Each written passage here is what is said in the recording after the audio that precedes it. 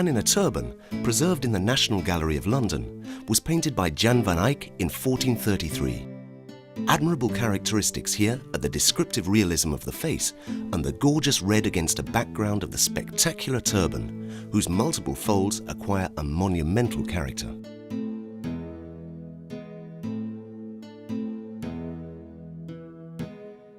Philippe de Croix, Lord of Sempi, commissioned this portrait, now in the Royal Museum of Antwerp, from Roger van der Weyden. His pious posture with a rosary in his hands is due to the fact that this panel formed part of a diptych, the other half of which, now in the Huntington collection in New York, depicts the Virgin and Child.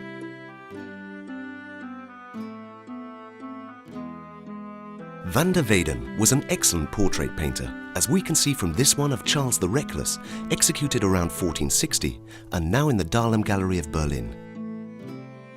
The dark background and the black attire forces observers to focus their attention on the illuminated areas such as the face, the hands and the magnificent golden fleece on the subject's chest.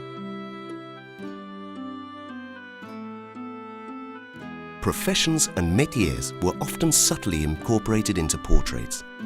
An example of this is the work of the so-called Master of the Life of Mary, who around 1480 painted this portrait now preserved in the ancient picture library of Munich. The subject, an unknown architect in sumptuous dress, proudly displays the compass he holds in his hands.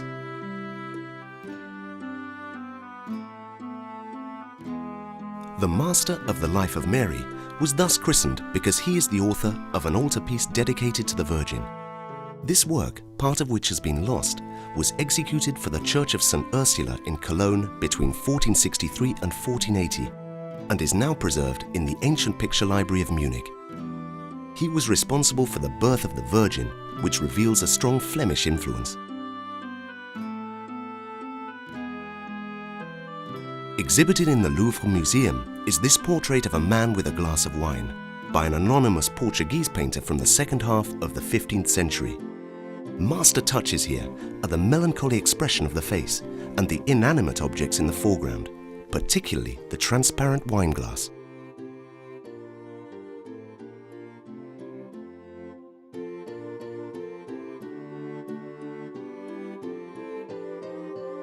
This portrait of Oswald Krell, dated 1499 and the work of Dürer, was in its day the central panel of a triptych. The doors featured the coat of arms of this rich merchant of Swabia, in whose face we can appreciate both the resolute character of the subject and the expressive force of the painter's style. The work is now preserved in the ancient picture library of Munich. We know that Albrecht Dürer painted his own portrait in front of a mirror at several moments throughout his career. These hung in his house in Nuremberg until his death, after which they became dispersed. One of the portraits acquired by Philip IV is now preserved in the Prado Museum, signed and dated 1498 when the painter was 26 years old.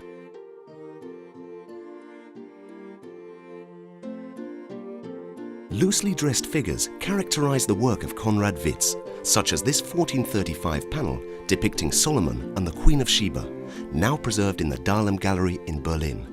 The painter alludes to a text from the 14th century, Speculum Humanae Salvationis, which reads as follows: "Just as the Queen of Sheba contemplated the magnificence of Solomon, so the human soul will share in the magnificence of heaven."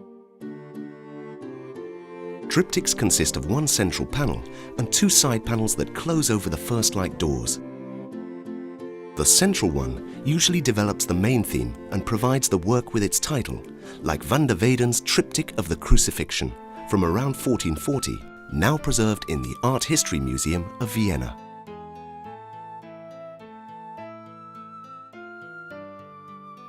The panel of St. Barbara, now in the Prado Museum, is the door of a triptych commissioned in 1438 from Robert Campin, otherwise known as the Master of Flimael, by the German theologian Heinrich de Werl. It reveals a welcoming interior in which the saint, identified by the tower visible through the window, is engrossed in a book.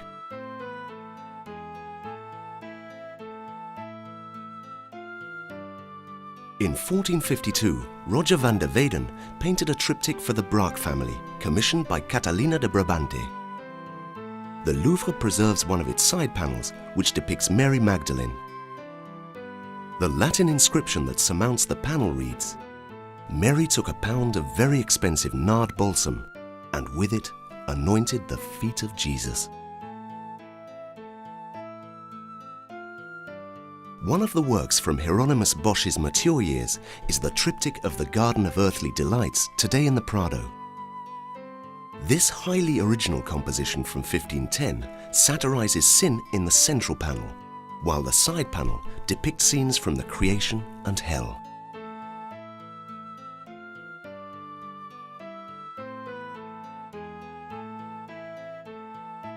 With great humanity and humor, Hieronymus Bosch painted the triptych of the Adoration of the Magi, now in the Prado Museum, which he signed at the feet of the Black King.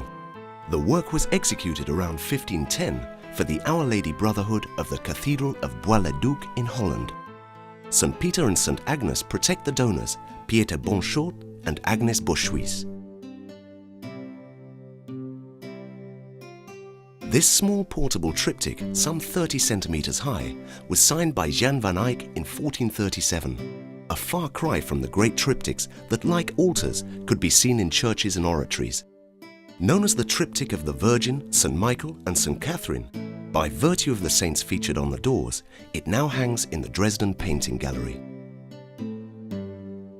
The most famous polyptych in the whole history of painting is the Adoration of the Mystic Lamb, today in the Cathedral of Saint-Bavon in Ghent. The work, painted by the Van Eyck brothers, and here with all its doors closed, was commissioned by Joseph Wicht and his wife, who appear kneeling at both ends.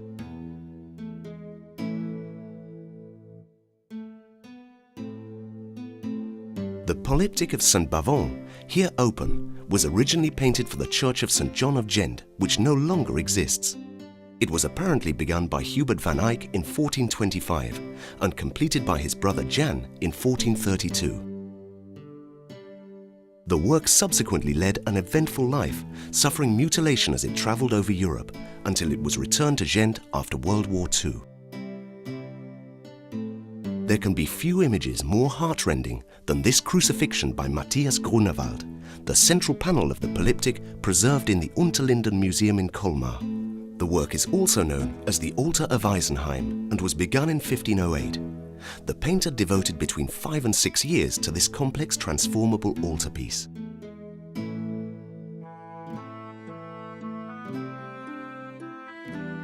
One of the simplest and most astonishing 15th century diptychs is this one, featuring the portrait of Hieronymus Tscheckenburlin serenely facing death.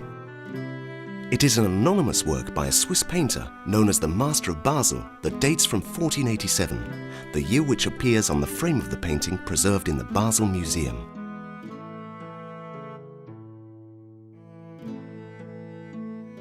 Many Gothic panels, now isolated, once formed part of the triptychs whose doors were subsequently lost. This is the case of the Adoration of the Magi, painted around 1470 by Hugo van der Goes, who appears as the figure in the blue cap, somewhat aloof from the scene. Originally belonging to a Spanish monastery, it is now preserved in the Dahlem Gallery of Berlin. Between 1455 and 1460, Roger van der Weyden painted the central panel of the Triptych of the Adoration of the Magi for the Church of St. Columba in Cologne, now preserved in the Ancient Picture Library of Munich. This painter contributed to iconographically establishing the scene of the Epiphany, in which the same compositional arrangement is repeated and the general disposition of the figures. Hans Memling's Adoration of the Magi, now in the Prado Museum, once belonged to Charles V. It was painted between 1470 and 1480 and formed part of a triptych whose doors are also preserved in the Madrid Museum. All the heads are of exceptional quality, and it has been suggested that 2 of them are Charles the Reckless and Philip the Good.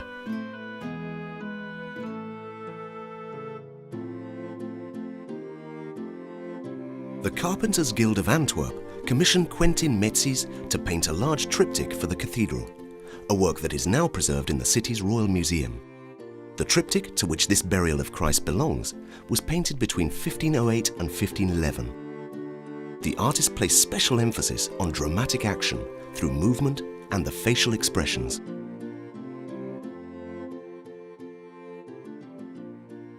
The Festival of the Rosary in the Prague National Gallery was painted by Dürer in 1506 while the artist was in Venice. He received this commission from the Brotherhood of German Merchants for the Church of St. Bartholomew. According to the piece of paper that Dürer holds in the painting, he devoted 5 months to the work.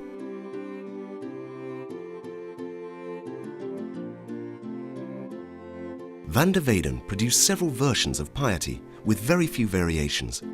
This one belongs to the National Gallery in London, in which alongside the main theme of the Virgin, with the dead Christ in her arms, we see the pious figure of the donor presented by St. Jerome.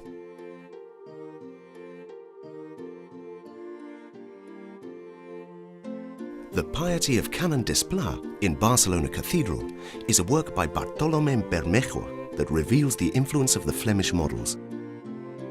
The artist was commissioned to paint the picture in 1490 by Canon Louis Desplà, who forms a respectful part of the dramatic scene. On the other side, Saint Jerome abstractly reviews his translation of the Bible.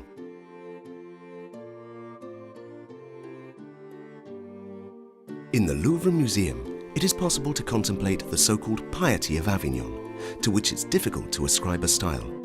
It was painted around 1460 by an anonymous artist who, thanks to the force of his own highly expressive style, endowed his figures, including that of the donor, with a moving realism as far removed from Flanders as from Italy.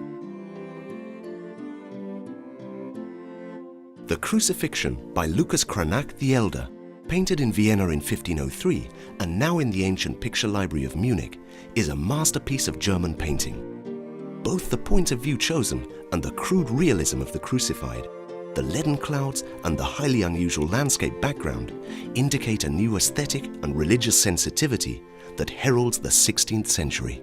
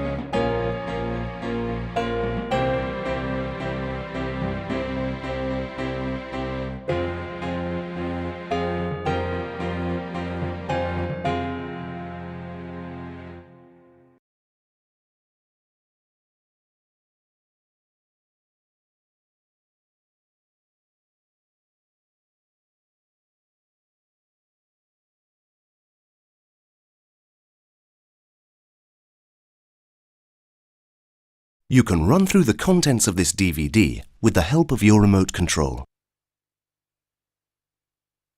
Use the direction keys to select the active areas of the different menus. Once the option you want is framed, press Enter to obtain the information it contains. Using the audio key, you can change the language of the voice off while the program is running. You can interrupt any sequence by pressing the Next key, which will give you access to the next menu. Two keys present in all the menus will allow you to return to the menu immediately before or return to the Consult Mode menu.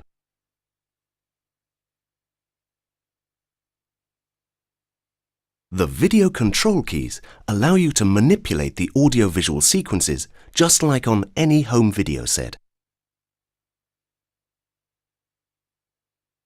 If from any point on the disc you want to return to the beginning of the sequence, all you have to do is press stop and then play.